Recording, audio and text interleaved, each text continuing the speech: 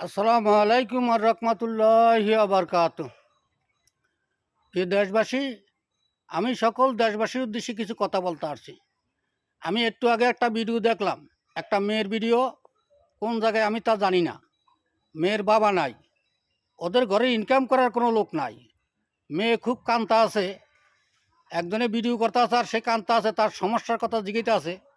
তা আমি বাংলাদেশের সরকারে বলতে চাই, আমি সরকারের জোরভাবে অনুরোধ করি, সরকার এখনো যাচাই বাছাই করে দেখুক বাংলাদেশে সরকার যেই বরাদ্দ দেয়, এই বরাদ্দগুলা যেই ব্যক্তি 5,000 টাকা দিতে পারে ওই ব্যক্তির কাছে এই বরাদ্দগুলো যায়।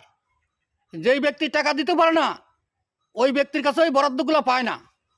তা আমি সরকারের বলতে চাই, এখনো সরকার বাংলাদেশে যেই পরিমাণ সরকারি বরাদ্দ দেয়, বিভিন্ন খাতগুলো আছে, এই খাতে যেই বরাদ্দগুলো দেয়, এই বরাদ্দগুলো যদি সঠিকভাবে সরকার যাচাই করিয়া এখনো যদি এই অসহায় মানুষগুলোর হাতে তুলে দেয়, বাংলাদেশে আমি মনে করি অসহায় লোক একটা লোকও থাকবো না।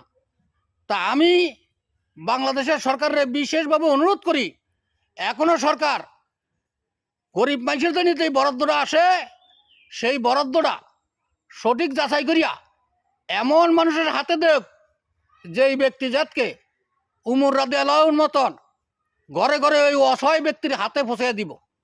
যেমন আমি বাংলাদেশের কালচারগুলো দেখছি, যার কাছে ওই বরাদ্দগুলো আসে, যেই ব্যক্তির ঘরে 50 কেজি চাউল আছে, ওই 5,000 টাকা দিয়ে ওই ব্যক্তি ওই বরাদ্দটা নিয়ে যায়।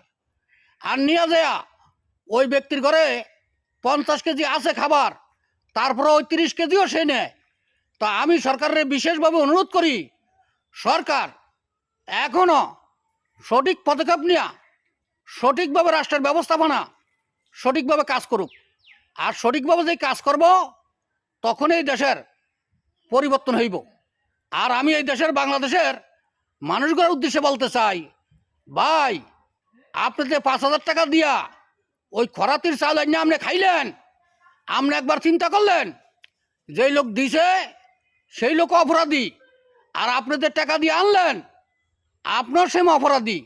তার কারণ আপনি খরাতির চাউল টাকার বিনিময়ে কিনে আনলেন, তাই আপনি কি করলেন, অনাহারির খাবার ছিনিয়ে নিয়ে গেলেন। তাই আল্লাহর কসম করে বলে দেই, আপনার সেই অপরাধীর মালিক হয়ে গেলেন, আপনার সেই শাস্তির আয়তায় পড়লেন। তা আমি এখনো বাংলাদেশের মানুষকে বলি, আপনার কাছে খাবার আছে, আপনি ওই অসহায় খাবারগুলো ছিনিয়ে আনেন না।